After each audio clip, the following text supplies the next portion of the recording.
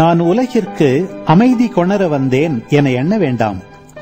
அமைதியே அல்ல, வாளையே கொணர வந்தேன். தந்தைக்கு எதிராக மகனையும், தாய்க்கு எதிராக மகளையும், மாமியாருக்கு எதிராக மருமகளையும் நான் பிரிக்க வந்தேன். ஒருவருடைய பகைவர் அவரது வீட்டில் உள்ளவரே ஆவர். என்னை விட தம் தந்தையிடமோ தாயிடமோ மிகுந்த அன்பு கொண்டுள்ளோர் என்னுடையோர் என கருதப்பட தகுதியற்றோர். என்னை விட தம் மகனிடமோ மகளிடமோ மிகுதியாய் அன்பு கொண்டுள்ளோரும் என்னுடையோர் என கருதப்பட தகுதியற்றோர். தம் சிலுவையை சுமக்காமல் என்னை பின்பற்றி வருவோர் என்னுடையோர் என கருதப்பட தகுதியற்றோர்.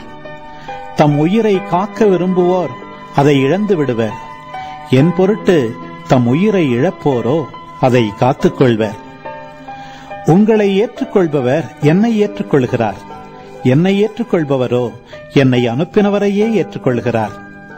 இறைவாக்கினர் ஒருவரை அவர் இறைவாக்கினர் என்பதால் ஏற்றுக்கொள்பவர் இறைவாக்கினருக்குரிய கைமாறு பெறுவார்.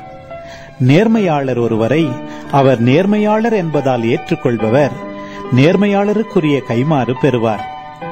இச்சிறியோருள் ஒருவருக்கு அவர் என் சீடர் என்பதால் ஒரு கிண்ணம் குளிர்ந்த நீராவது கொடுப்பவரும் தம் கைமாறு பெறாமல் போகார் என உறுதியாக உங்களுக்கு சொல்கிறேன்.